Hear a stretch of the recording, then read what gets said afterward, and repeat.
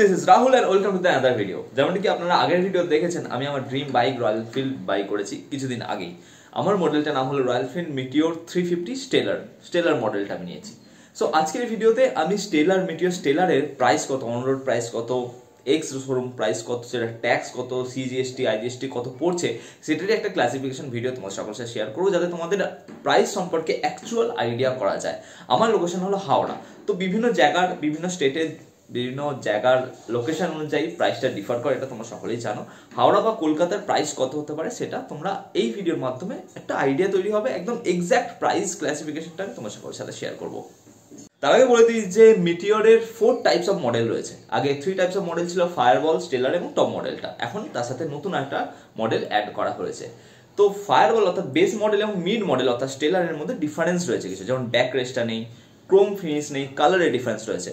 কিন্তু স্টেলার এবং টপ মডেলের মধ্যে কিন্তু খুব একটা ডিফারেন্স নেই। টপ মডেলে যেখানে উইন্ডশিল্ডটা রয়েছে সেটা স্টেলারের মধ্যে নেই, কিন্তু বাকি কালার কম্বিনেশন, আপনার ক্রোম ফিনিশ যেটা সাইলেন্সারে দেওয়া থাকে বা হ্যান্ডেলে ক্রোম ফিনিশ থাকে সেটা কিন্তু অলমোস্ট একই। তাই স্টেলার আর টপ মডেলের মধ্যে বা মিড মডেল টপ মডেলের মধ্যে খুব একটা বেশি ডিফারেন্স নেই। তোমরা উইন্ডশিল্ডটা বাইরে থেকেও লাগাতে পারবে বা যে দু একটা অ্যাক্সেসরিজের মাইনর কিছু ডিফারেন্স হচ্ছে সেটা লাগাতে পারবে। কিন্তু বেস মডেল অর্থাৎ ফায়ারবল এবং স্টেলারের মধ্যে কিন্তু ডিফারেন্স রয়েছে, সেটা নেভিগেশনটা নেই, ব্যাক রেস্টটা নেই, ক্রোম ফিনিশটা নেই।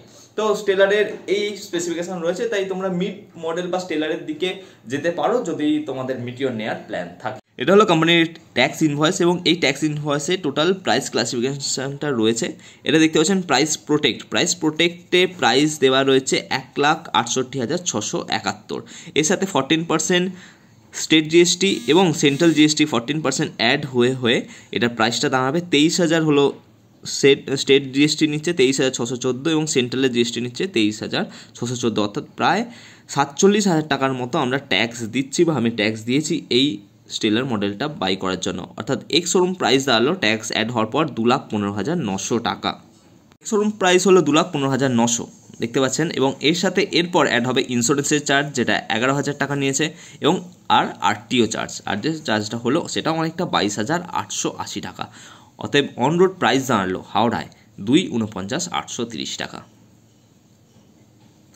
অর্থাৎ বুঝতে পারলেন যে স্টেলার মডেলটা যদি আপনারা নিতে চান আপনাকে 2.5 লাখ টাকা বাজেট করতে হবে যদি আপনি ক্যাশে নিতে চান। 2,15,000 এক্স শোরুম প্রাইস, তার সাথে ইন্স্যুরেন্স এবং আরটিও চার্জেস অ্যাড হলো, এবং জিএসটি তো দেখতেই পেলেন 47,000 টাকার মতো প্রায় জিএসটি প্রতিটা গাড়ি থেকে গভর্নমেন্টকে প্রতিটা বায়ার পে করছে।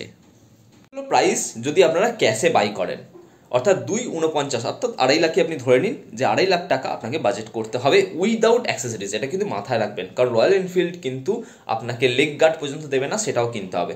এবং সলিড লেগ গার্ড যেটা একদম বড় ভারী লেগ গার্ড সেটা প্রায় 4,500 টাকা দাম আছে শুধু লেগ গার্ডটার। এবং এখন রয়্যাল এনফিল্ড থেকে 2,800 টাকার একটা ইন্স্যুরেন্স ওরা করে দিচ্ছে, যেটা 4 বছরের ওয়ারেন্টি থাকবে। কারণ যে ইন্স্যুরেন্সটা প্রোভাইড করা সেটা শুধুমাত্র ইঞ্জিন প্রোটেক্টরের জন্য। 2,800 টাকার যে ইন্স্যুরেন্সটা আলাদা করে আপনারা নিতেও পারেন, অপশনাল নাও নিতে পারেন, সেটা বাকি যে অ্যাক্সেসরিজগুলো রয়েছে, সাপোজ ধরুন আপনার পিস্টনে কিছু হলো, ক্লাচ প্লেটে কিছু হলো, তারের কিছু হলো, বা আদার্স যেহেতু BS6 গাড়ি, তো এই গাড়িতে অনেক কিন্তু স্পেসিফিকেশন করা রয়েছে। তো সেই সমস্ত যদি পার্টসে কিছু প্রবলেম হয় সেটার ওয়ারেন্টি কিন্তু কোম্পানি দেবে যদি আপনি এই ইন্স্যুরেন্সটা নিয়ে রাখেন। আমি ইন্স্যুরেন্সটা নিয়ে রেখেছি কারণ সেটা 4 বছরের ওয়ারেন্টি রয়েছে, আর প্রাইসটাও মোটামুটি মনে হলো ঠিকঠাকই আছে, রিজনেবল আছে। 2,800 টাকার প্রাইসে আপনারা 4 বছরের ওয়ারেন্টি পেতে পারেন গাড়ির আলাদা পার্টসের ওপর। অর্থাৎ 4,500 টাকা আপনাকে লেগ গার্ড লাগাতেই হবে, ওটা ম্যান্ডেটরি। ইন্স্যুরেন্সটা আপনি নিতেও পারেন, নাও পারেন। আর ওই ইন্স্যুরেন্সটা যেটা 4,000 টাকা 4 বছরের জন্য হচ্ছে, সেটা যদি আপনি ডিউরেশনটা বাড়াতে চান 5 বছর আরও বেশি করতে চান, তাহলে কিন্তু ওই প্রাইসটা বাড়বে। 2,800 থেকে সেটা 3,000 বা 4,000 এরকম হবে। ইভেন যেটা আপনার রয়েছে সাম গার্ড রয়েছে, সেটাও কিন্তু আপনাকে বাই করতে হবে, সেটার প্রাইস প্রায় 3,500 টাকা রয়েছে। যা অ্যাক্সেসরিজ আপনারা নেবেন সেটা এই 2.5 লাখ অর্থাৎ 2,49,830 সাথে অ্যাড অন হবে, এবং সেই প্রাইসটা মোটামুটি খুব কমও নয়, 4,500 3,500 এরকম প্রাইস রয়েছে। তো আপনারা যদি সেই সমস্ত অ্যাক্সেসরিজ নিতে চান আগে যে স্টোর থেকে নেবেন সেই স্টোরে ভিজিট করুন, এবং সেখান থেকে প্রাইসটা নিয়ে একটা এস্টিমেট আইডিয়া করে নিতে পারবেন যে অন রোড প্রাইসের সাথে আর কতটা প্রাইস অ্যাড অন হবে। এরপর বলবো ফাইন্যান্সের কথা, কারণ অনেকেই ফাইন্যান্সে বাইক কেনে, যেহেতু প্রাইসটা অনেকটা বেশি, তো ফাইন্যান্সেই কিন্তু বেশিরভাগ মানুষজন বাইক কেনে, এবং সেটা ঠিকই আছে, ফাইন্যান্সে কেনাটাও খুব একটা বেশি চাপের নয়। তো ফাইন্যান্স যখন করবেন অনেক ব্যাংক কী করে, এই যে অ্যাক্সেসরিজগুলো রয়েছে যেটা প্রাইস কিন্তু খুব একটা কম নয়, সেটা টোটাল আপনি যদি টোটাল আপনার উইন্ডশিল্ড নেন, সামগার্ড, লেগ গার্ড সমস্ত নেন, তাহলে কিন্তু 10-12 হাজার টাকা ক্রস করে যাবে। বা আপনি ইভেন সিটের যে সিট কভার সেটাও কিন্তু কোম্পানি প্রোভাইড করে না। তো কোনো ব্যাংক রয়েছে যেগুলো যারা অ্যাক্সেসরিজের ওপর ফাইন্যান্স করে, কোনো ব্যাংক রয়েছে অ্যাক্সেসরিজের ওপর ফাইন্যান্স করে না, সেটা আপনারা জেনে করবেন। এবার ডিপেন্ড করছে যে ইএমআই কত হবে, বা আপনি যদি ফাইন্যান্সে করেন সেক্ষেত্রে কত টাকা করে আপনার পড়বে বা কত ইন্টারেস্ট পড়বে সেটা দেখুন, সেটা ব্যাংক টু ব্যাংক ভ্যারি করছে। বা ওই রয়্যাল এনফিল্ডের শোরুম যে ইন্স্যুরেন্স কোম্পানি প্রোভাইড করছে বা সেখানে যে ইন্স্যুরেন্স কোম্পানি থেকে করা হচ্ছে সেটার ইন্টারেস্টের ওপর ডিপেন্ড করছে। যেখানে ইন্টারেস্ট যত কম হবে সেখানে আপনার ইএমআইটা তত বেশি কম হবে। সেটা আপনি ইন্টারেস্ট রেট দেখে ক্যালকুলেট করলেই বুঝতে পেরে যাবেন।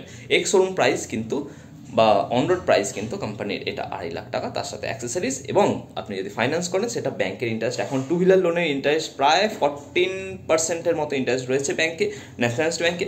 প্রাইভেট ব্যাংকে আরও 1-2% এদিক ওদিক হতে পারে।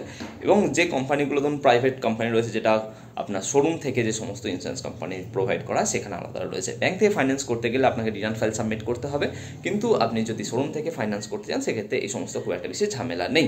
সেটা ইন্টারেস্টের ওপর ডিপেন্ড করছে, ইন্টারেস্ট রেট কত সেই অনুযায়ী আপনার ইএমআই হবে, সেই অনুযায়ী আপনাকে ইন্টারেস্ট পেমেন্ট করতে হবে, সেই অনুযায়ী ভ্যালু গিয়ে দাঁড়াবে। আপনি যত লং টেনিয়র জন্য নেবেন, ম্যাক্সিমাম 2 হুইলার লোন 7 ইয়ার্সের জন্য নেওয়া যায়। যদি আপনি 7 ইয়ার্সের জন্য কোনো ইন্টারেস্ট বা আপনার লোনটা ক্যারি করতে চান সেক্ষেত্রে ইন্টারেস্ট অনেক বেশি পড়বে।